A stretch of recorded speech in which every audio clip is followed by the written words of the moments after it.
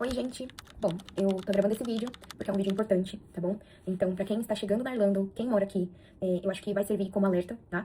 De uma situação sobre sublocação e aluguel. Então, vamos ao meu relato.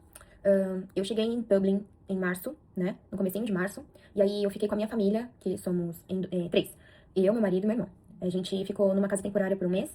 E aí, no segundo mês, a gente ficou em mais uma casa temporária, né? E isso eu procurando, publicando no Facebook, nos grupos e tudo mais. E aí, numa publicação onde eu coloquei que estava procurando, né, um lugar pra nós três, um homem me chamou e falou que teria uma vaga no final do mês de abril. Isso, no final do mês de abril. E a gente poderia visitar o lugar.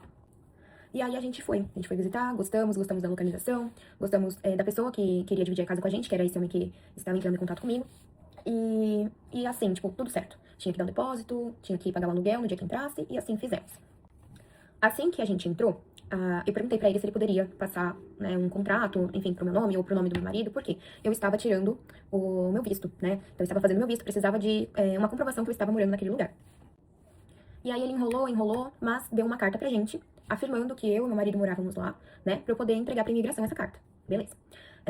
Depois de 3 meses, a gente morando lá, né, ia pro 4º mês, ele disse que o landlord, que é o dono da casa, que ele estava pedindo a casa pra poder vender, né, e a gente achou super estranho, porque estava tudo certo, e em nenhum momento ele deu a entender que o landlord poderia vender a casa, né, numa hora pra outra. Daí, eu tive a brilhante ideia de entrar em contato com o landlord, porque eu lembrei que na carta que o cidadão me ofereceu, ele tinha colocado o telefone. Então eu falei, espero que não seja falso, né?